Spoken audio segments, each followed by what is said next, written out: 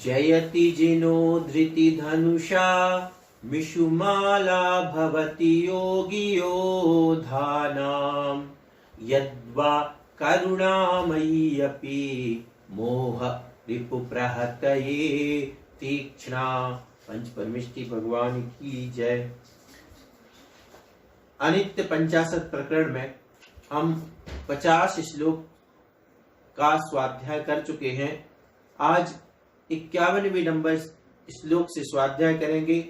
इस अनित्य पंचाशत प्रकरण में 55 श्लोक हैं। इन 5 श्लोकों का आज स्वाध्याय करके यह अपना अनित्य पंचाशत प्रकरण भी संपूर्ण हो जाएगा। देखते हैं श्लोक नंबर 51-51।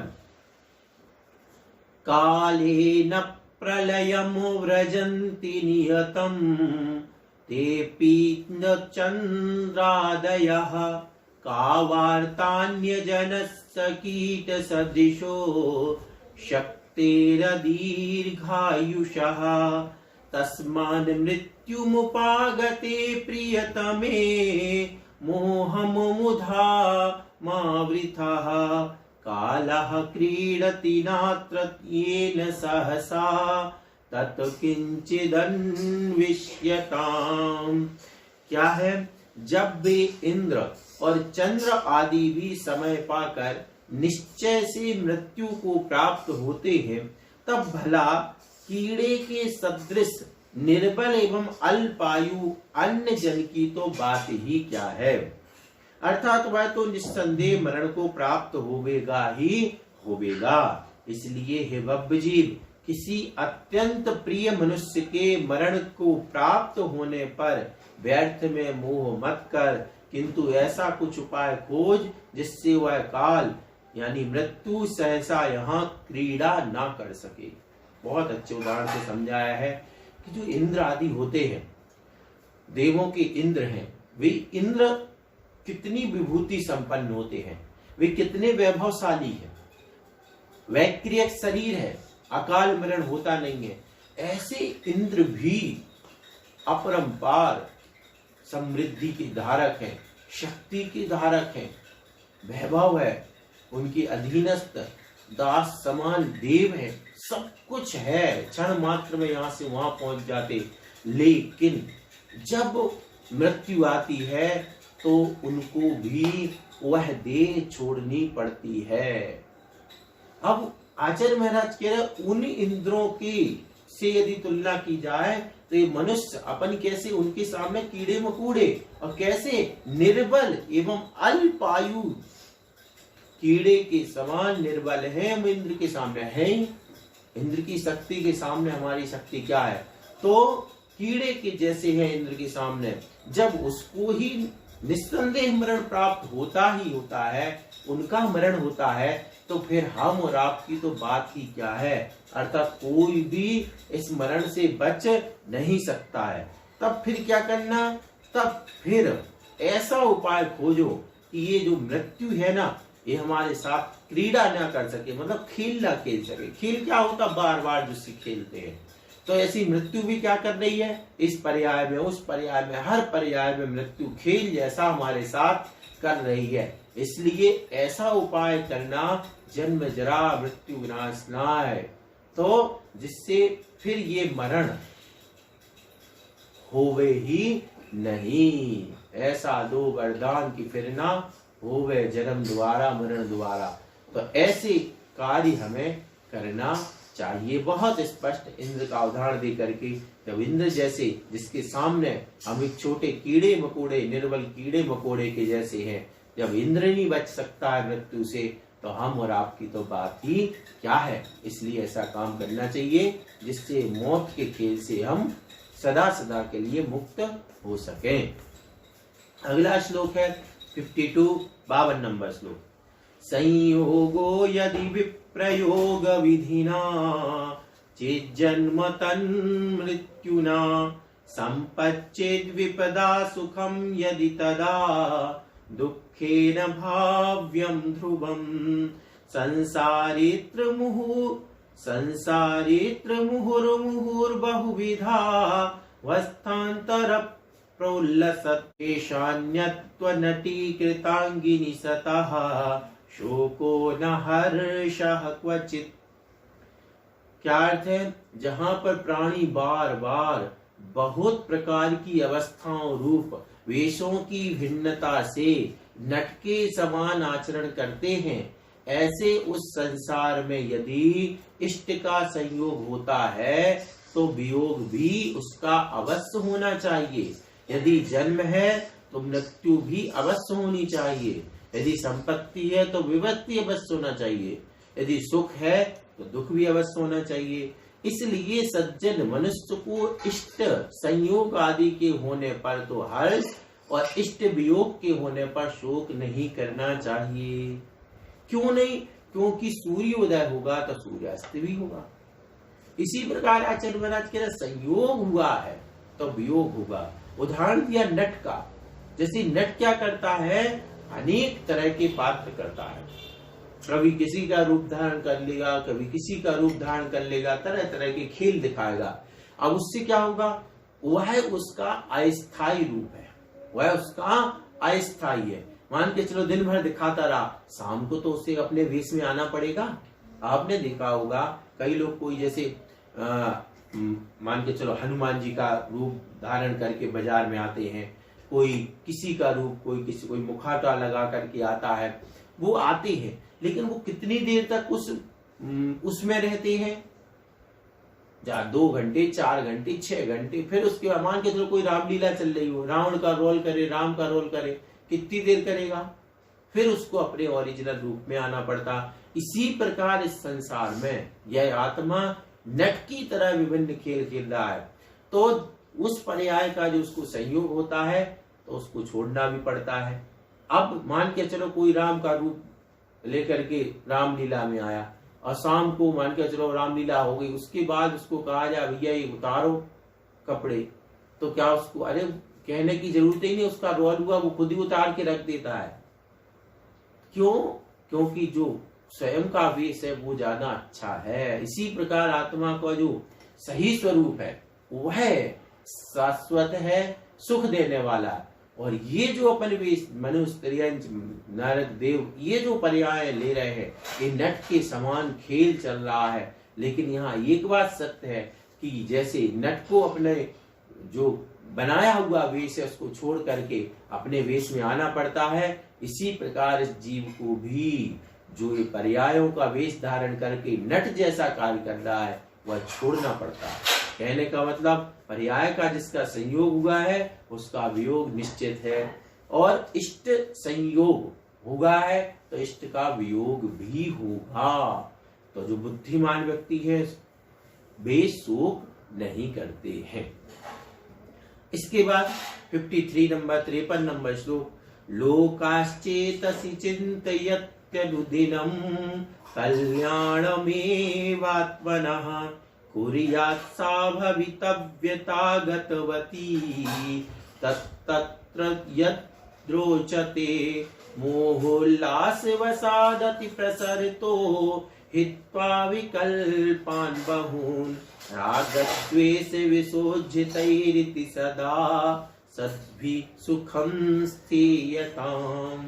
अर्थ है मनुष्य मन में प्रतिदिन अपने कल्याण का ही विचार करते हैं, किंतु आई हुई भवितव्यता यानी देर वही करती है जो उसको रुचता है।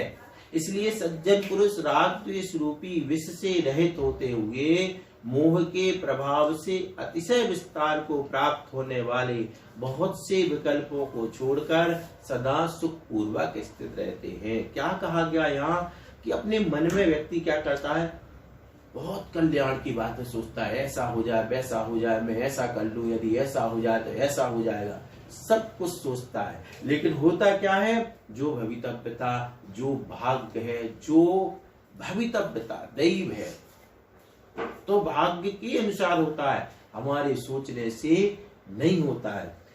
तो अब इसलिए सज्जन पुरुष क्या करते, राग द्वेष नहीं करते, मध्यस्थ होकर के समता भाव धारण करके मोह के विस्तार को बढ़ाते नहीं है। जो अज्ञानी लोग हैं वो क्या करते हैं, वो कल्पनाएं करेंगे, मोह करेंगे, राग द्वेष करेंगे, मिट गया तो रोने लगेंगे, बन गया तो हंसने लगेंगे। लेकिन जो समताभावी, मोही नहीं है, राग द्वेष नहीं रखते हैं, वे क्या करते हैं, मात्र देखते हैं। संसार का स्वभाव है, उद्गल का स्वभाव है उपजना विनसना, इसलिए वे राग द्वेष शोक मोह आदि नहीं किया करते हैं। तो यही बात है कि मोह का क्योंकि विस्तार होगा, जितना जितना मोह बढ़ेगा उतना संसार बढ़ेगा।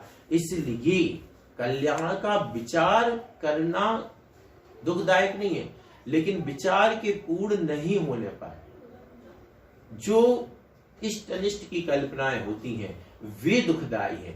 इसलिए क्या करना चाहिए कि हमें जो भी घटना घट रही है उस घटना के वस्तु स्वरूप विचार खुशी से सब दुख संकट सहा करें।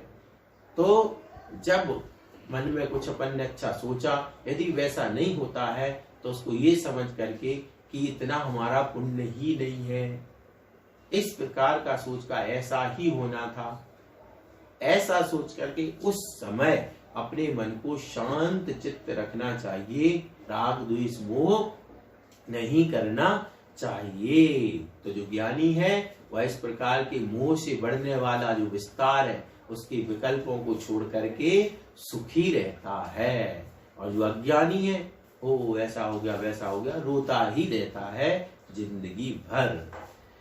इस प्रकार 53 नंबर श्लोक। अब 54 नंबर का श्लोक।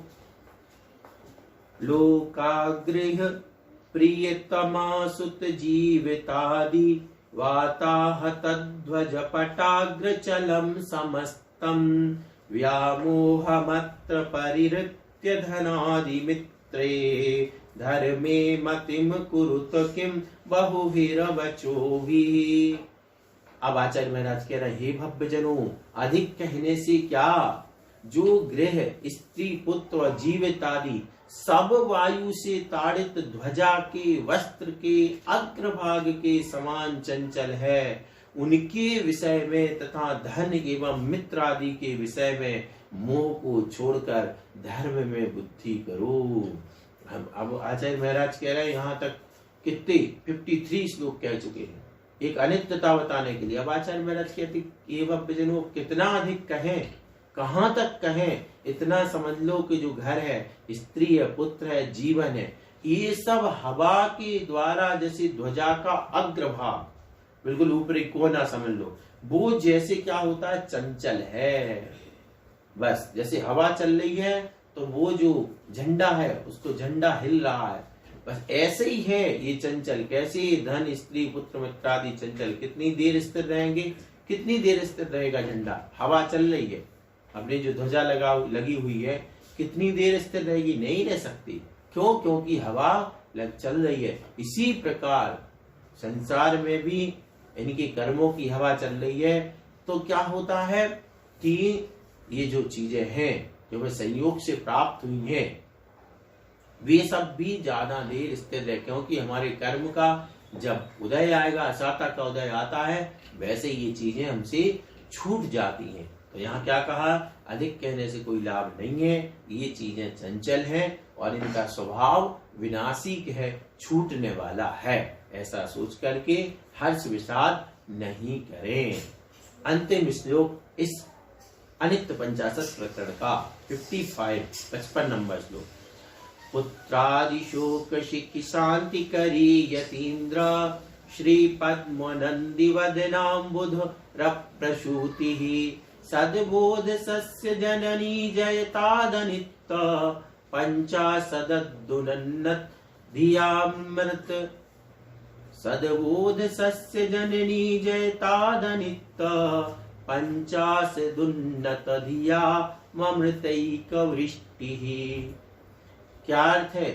श्री पद्मनंदी मुनीन्द्र के मुख रूपी मेघ से उत्पन्न हुई जो अनित्य 50 रूप अद्वितीय अमृत की वर्षा विद्वत जनों के लिए पुत्र आदि के शोक रूपी अग्नि को शांत करके सम्यक ज्ञान रूप सस्य यानी होता फसल तो फसल को उत्पन्न करती है, वह जयवंत होवे।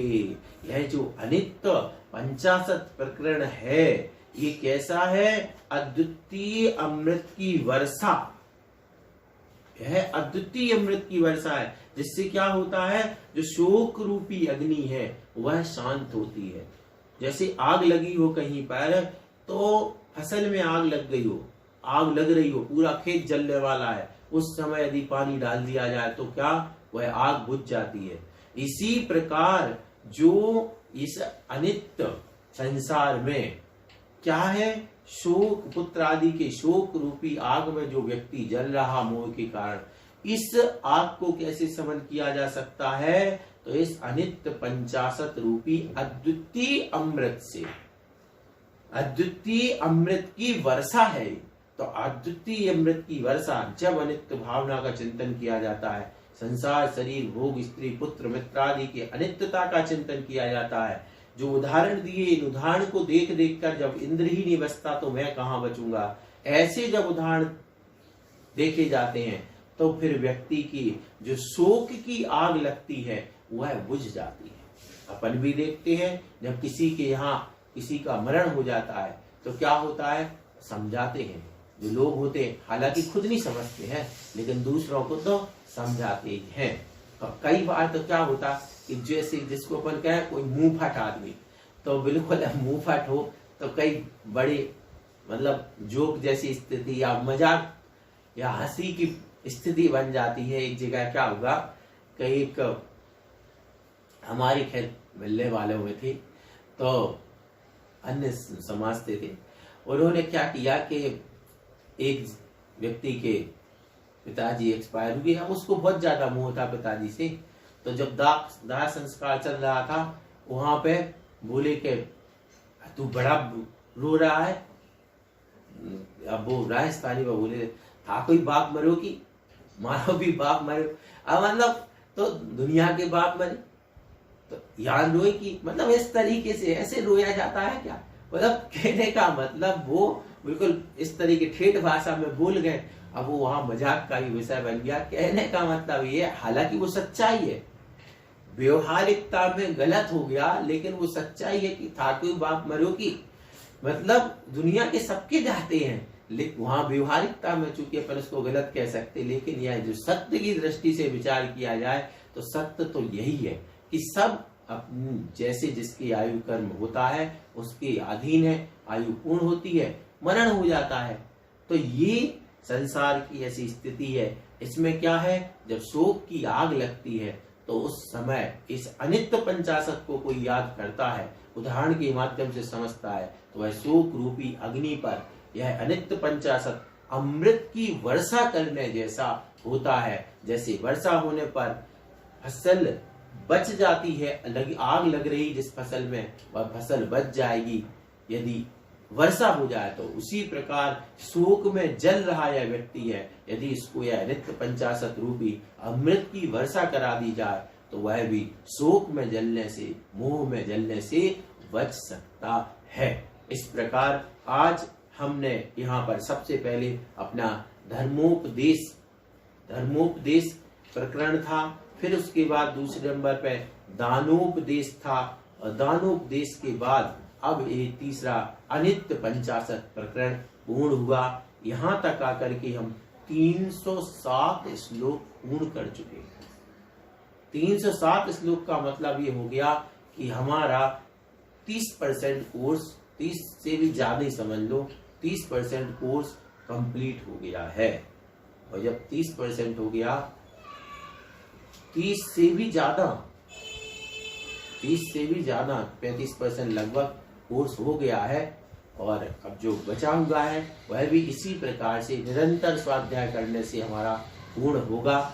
इसी प्रकार सभी लोग स्वाध्याय करते चले तो निश्चित रूप से पद्मनंदी पंचविंशति का जो एक महान ग्रंथ है, आकार में भले बड़ा है, लेकिन इस ग्रंथ को पढ़ने के बाद बहुत हर तरीके का, देखो, आध्यात्मिक ज्ञान भी प्राप्त होता है, चरणानुयोग का ज्ञान भी प्राप्त होता है, चारों अनुयोग भरे पर। सामान्य रूप से अपन चरणानुयोग का ग्रंथ कहते हैं इसको, लेकिन इसमें द्रव्यानुयोग की भी कमी नहीं है।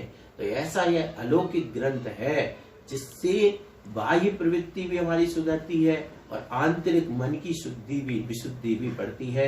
ऐसे इस ग्रंथ के प्रति अपन तन्मयता से इसी प्रकार निरंतर स्वाध्याय करते रहे, ऐसी भावना के साथ सभी को सादर जय जिनेन्द्र।